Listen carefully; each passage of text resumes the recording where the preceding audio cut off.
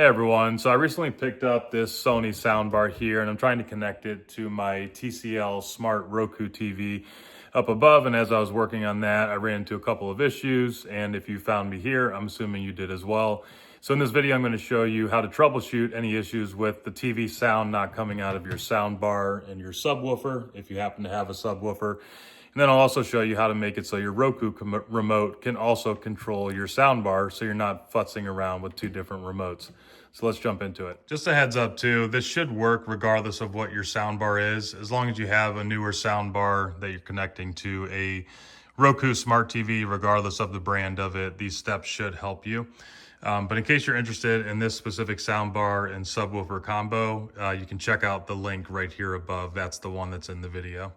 So number one, if you're not getting any sound out of your soundbar and your subwoofer from your TV, you should make sure that the HDMI port that you're using on your TV is labeled as an ARC.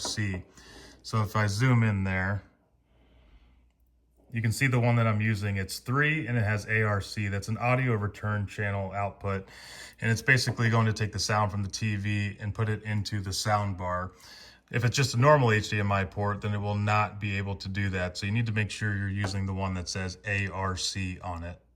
Now, if you don't have an HDMI port that says ARC on it, what you're going to need to use instead is the optical port, which you can see there. So you have that optical port going from the TV down into the soundbar. That's considered to be an older technology, but it will work here if you do not have an HDMI ARC output.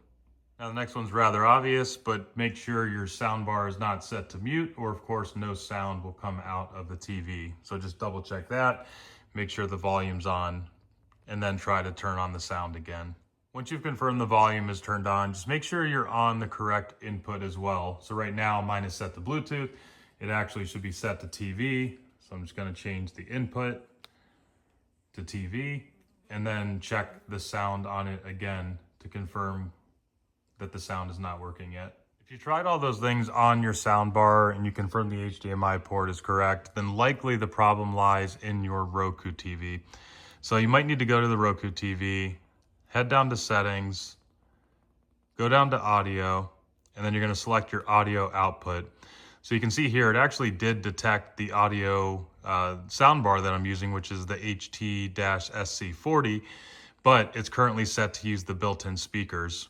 If I had to use an optical because I did not have the ARC HDMI port, then I would need to select optical. But here I'm just going to go and select that soundbar selection that I had, and then we'll confirm that it is actually outputting the sound now. Okay, now I can see as I'm selecting between options here, the sound is coming out of the soundbar. Now, one last thing, in case you don't want to have to use the Roku remote for the TV and then your soundbar for the soundbar control, you can actually go to another setting on here under System and then Control Other Devices. And then if you enable One Touch Play and System Standby, when I control the volume now on my Roku remote, it will control the volume as well on the soundbar speaker as well. And then whenever I turn off the TV, it's also going to turn off the soundbar as well. As you can see, that goes into standby mode. Thank you for hanging on till the end there. If you got value from this video, I appreciate you giving me a thumbs up. And if you want to be notified of future videos, make sure to subscribe. Otherwise, we'll see you here on the next one.